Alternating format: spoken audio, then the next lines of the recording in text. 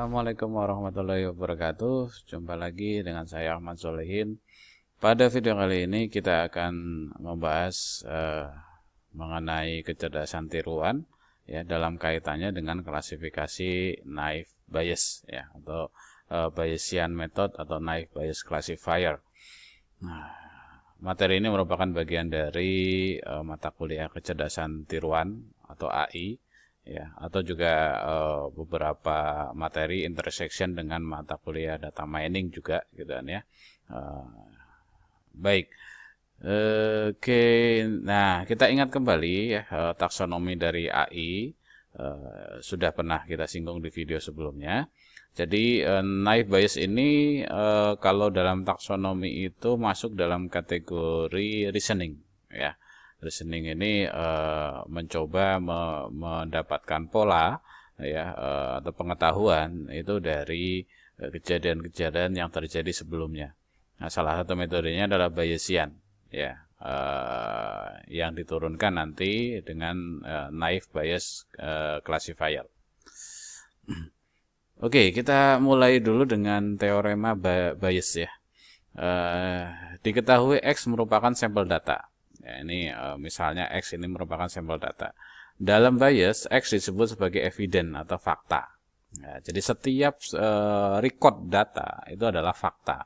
Fakta yang terjadi atau evidence. Ya. Label kelas tidak diketahui. Ya. Umumnya, X merupakan record data yang disusun dari N atribut. Ya, jadi X ini nanti atributnya bisa jadi banyak. Ya. Kemudian H merupakan satu hipotesis bahwa X merupakan termasuk dari kelas C. Nah, ini sudah bicara mengenai klasifikasi ya. Jadi bisa jadi H itu diduga merupakan hipotesis yang mana X ini adalah bagian dari kelas C.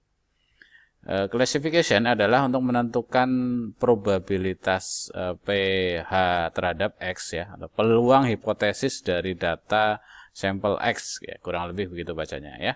Peluang hipotesis dari data sampel X. Dengan kata lain dicari peluang bahwa record X termasuk kelas C ya, peluangnya berapa? Dengan diketahui atribut yang menjelaskan X ya.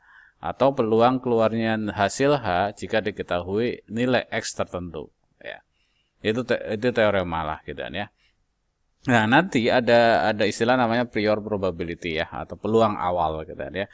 Misalnya X akan membeli komputer tanpa memperhatikan umur, penghasilan dan sebagainya. Ini adalah probabilitas peluang awal, artinya probabilitas utama ya, atau peluang awal. Ya, PX ya, prior probability ya, peluang bahwa data sampel X itu yang diamati tanpa memperhatikan nilai yang lain. Ya, ini PX ini adalah peluang kemunculan dari sampel X ya. Kalau PH tadi peluang seseorang itu akan membeli komputer atau tidak, itu dalam kasus ini. Nah, PXH itu adalah posterior probability. Nah, ini sekarang dihubungkan antara X terhadap H. Ya, peluang diamatinya data sampel X dengan mempertimbangkan H itu berapa. Misalnya jika X akan membeli komputer, peluang X adalah berumur 31-40, medium income ya, dan seterusnya. Oke, nanti mungkin akan lebih jelas di contoh ya.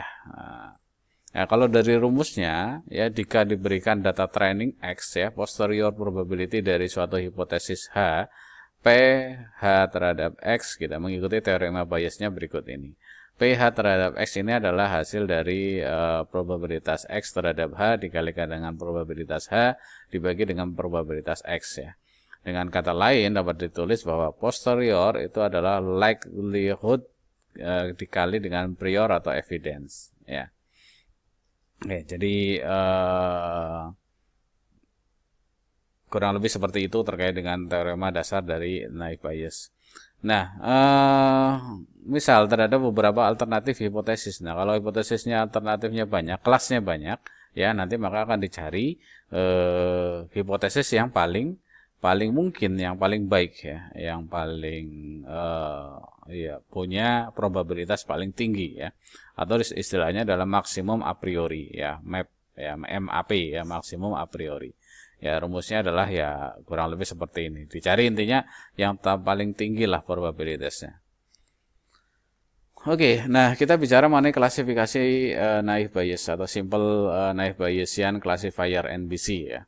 Merupakan salah satu metode klasifikasi berpeluang sederhana yang berdasarkan pada penerapan teorema Bayes ya, dengan asumsi antar variabel penjelas saling bebas atau independen. Jadi antara satu variabel satu dengan variabel yang lain dianggap tidak bersinggungan, tidak saling mempengaruhi.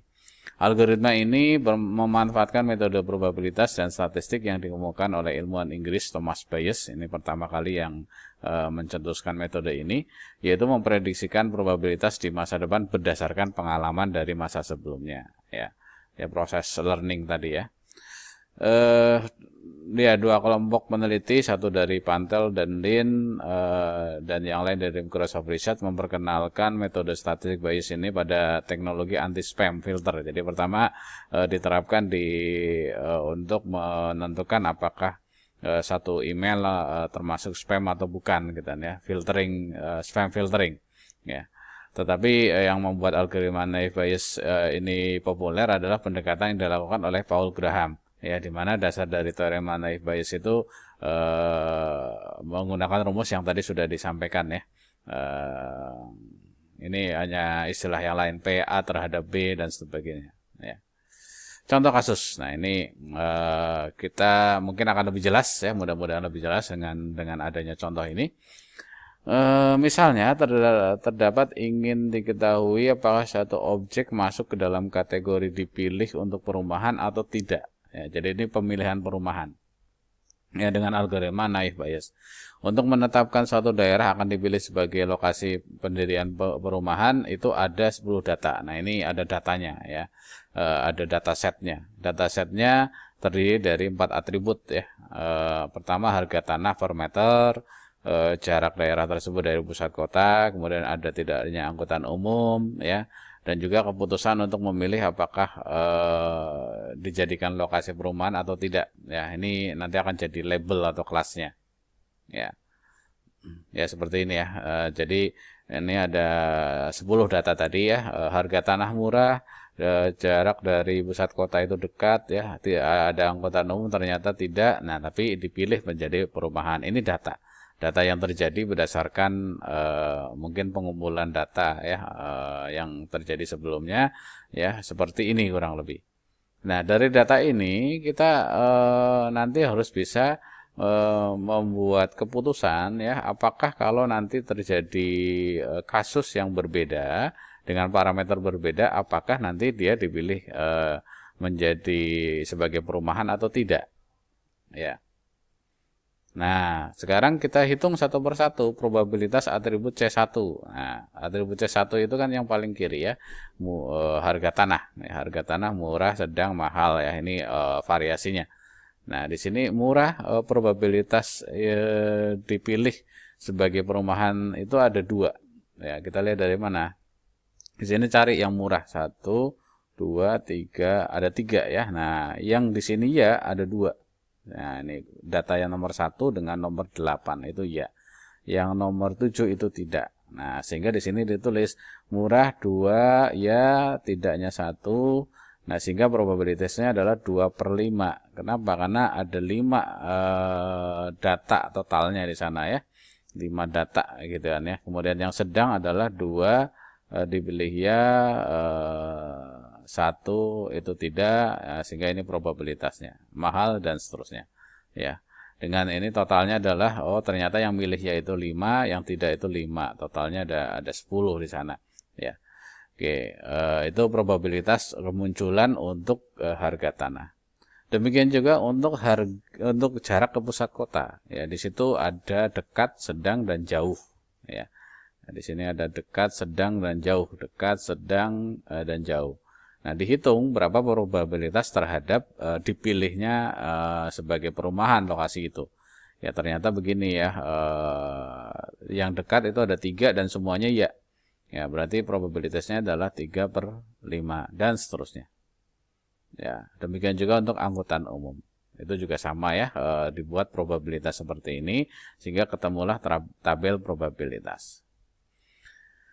Nah, sekarang untuk yang atribut labelnya atau atribut kelasnya ya, atribut kelasnya atau C4 ya, itu ternyata ada 5 yang ya dan ada 5 yang tidak ya, sehingga ini probabilitasnya adalah ini 0,5, ini 0,5. Jadi setengah-setengah ya, setengah ya, setengah tidak ya.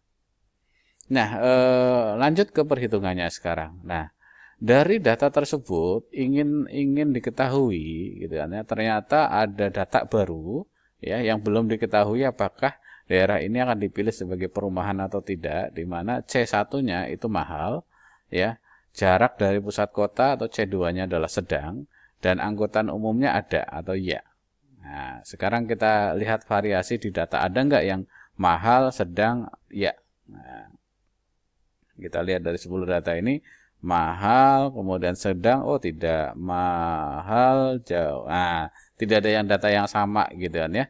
Nah, cuman yang paling memiliki probabilitas yang baik atau yang terbaik itu lebih pilih ya atau tidak. Nah, itu yang menjadi tugas dari naive Bayes ini untuk menghitung gitu kan ya.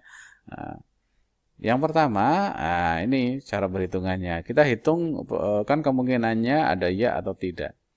Ya, itu adalah probabilitas ya untuk tanah yang mahal, ya probabilitas ya untuk tanah yang mahal, ya. Jadi pada saat tanahnya mahal itu probabilitasnya dia akan ya itu berapa persen ya, berapa nilainya.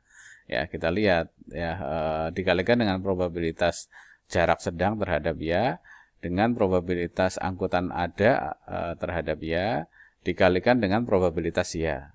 Nah, ini dikalikan semua ya. Kita lihat satu persatu. P tanah mahal terhadap ya. Nah, kita lihat statistiknya ya. Nah, yang ini ya, harga tanah gitu kan ya. Tanah mahal tapi yang ya itu adalah 1/5. Nah, ini probabilitas inilah yang dipakai. Ya, 1/5. Sehingga nanti tadi dari perhitungannya adalah 1/5. Sekarang probabilitas jarak sedang terhadap ya. Nah, kita lihat jarak. Probabilitas jarak yang sedang, sorry, bukan yang itu, yang ini ya. Jarak ya, jaraknya sedang ya, yang iya itu adalah 2/5. Nah, berarti ini yang kita pakai 2/5 ya. 2/5 kita cek ya, di sini jarak sedang adalah 2/5. Begitu seterusnya gitu kan ya, kemudian nanti tinggal dikalikan, ternyata hasilnya adalah 2/125, hasilnya adalah 0,008 ya. Lalu selanjutnya adalah sekarang tidak ya. Ya, untuk probabilitas tidak itu lakukan hal yang sama ya. Tanah mahal dia akan menjadi tidak ya, tidak dipilih, itu probabilitasnya berapa, ternyata 3/5 dan seterusnya gitu kan ya, hingga nanti ketemulah adalah 2 ini salah sepertinya, bukan 2/125 ya, ini 3 kali 3 kali 15 berarti 9 kali 5 45 harusnya gitu kan ya. Jadi ini ada kesalahan di sini proses pengkalian ini gitu kan ya. Nah, oke, arti hasilnya katakanlah 0,036 ya.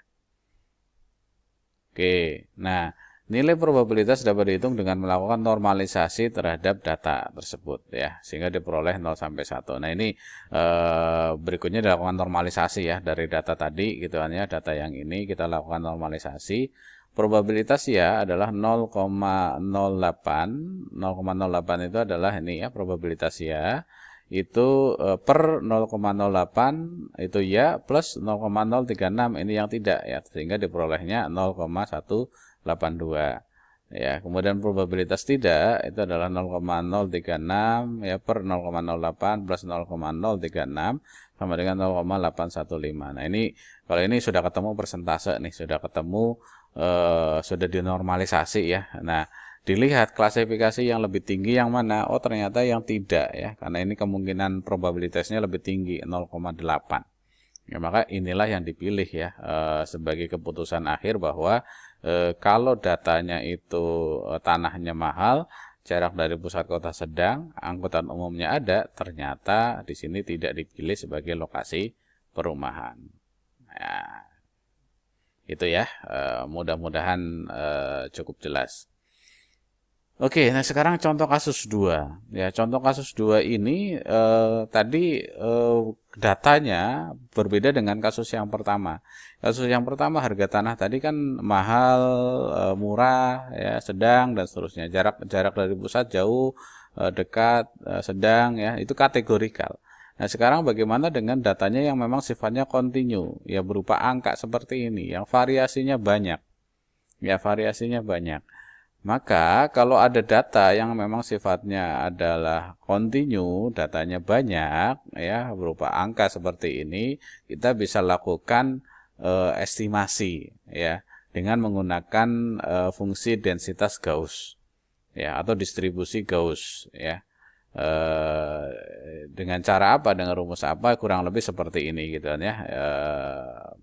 Jadi fx ya itu adalah 1 per akar dari 2 pi theta pangkat e dikalikan dengan e pangkat min dan sebagainya lah gitu kan ya. Rumusnya cukup panjang gitu kan ya.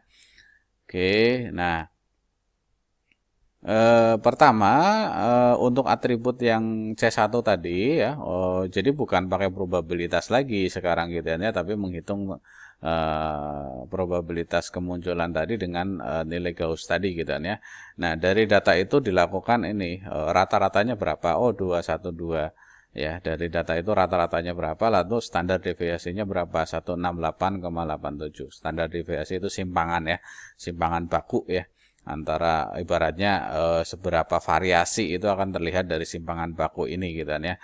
Kalau rentangnya makin panjang, ini kan ada 75, ada yang 700 gitu kan ya.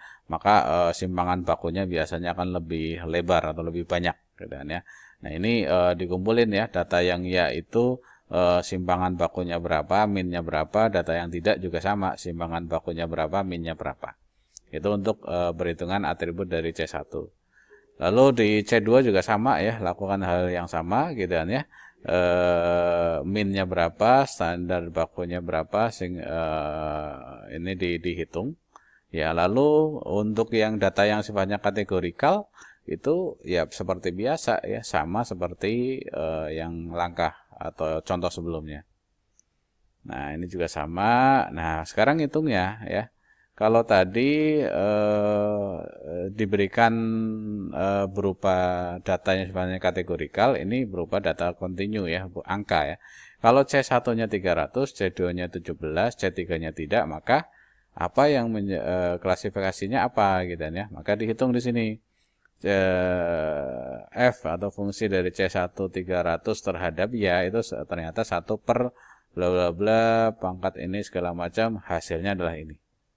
Ya, hasilnya adalah ini. Kemudian C1 300 terhadap tidak ya, hasilnya adalah 0,013 dan seterusnya ya. Ini untuk data-data yang sifatnya numerik kontinu ya, kontinu, jadi bukan kategorikal ya. Ketemulah ini ya seperti probabilitas ya, semacam probabilitas dari kemunculan satu data. Untuk yang sekarang klasifikasinya ya, keputusan akhirnya. Ya, untuk ya itu ya tinggal dikalikan lah. Jadi hasil dari ini ya C1 300 terhadap ya itu dikalikan 0,0021 dikalikan 0,009, 009 itu dari sini ya, C2 17 terhadap ya. Kemudian 4 per 5 kali 5 per 10 hasilnya adalah 0,00756 dan seterusnya. Nah, ini sebenarnya tinggal dilihat mana yang lebih besar ya. Tapi kalau mau dilakukan normalisasi boleh gitu ya, dilakukan normalisasi sehingga ternyata probabilitas tidak itu nilai normalisasinya adalah 0,95.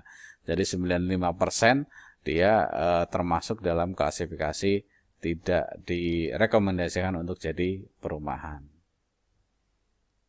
Oke, saya kira itu. Kemudian ya penelitian terkait dengan naif bias itu banyak gitu kan ya. Ini beberapa contohnya gitu kan ya. Ini yang pernah mahasiswa saya lakukan gitu kan ya, dan juga saya lakukan di beberapa penelitian.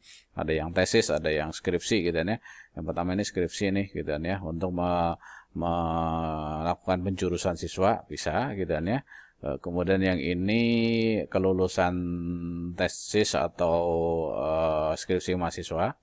Lalu ini ada prediksi kelulusan tepat waktu pakai naif bias juga. Lalu ini ada dari Imam Riyadi ya, analisis perbandingan detection traffic anomaly ya dengan naif bias dan juga SVM. Lalu ini ada dari Bu Safitri nih, kita analisis sentimen persepsi masyarakat terhadap pemilu 2019 dan seterusnya gitu ya.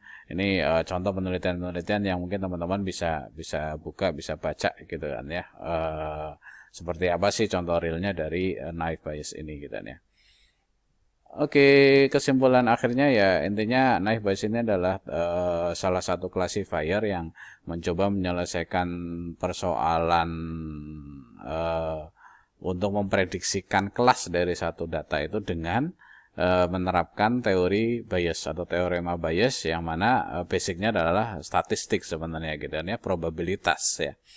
Klasifikasi ini sederhana, kinerjanya tidak terlalu buruk gitu ya, dan sejalan dengan hasil klasifikasi dari decision tree maupun neural network gitu kan ya, walaupun punya kelemahan-kelemahan tertentu gitu kan ya.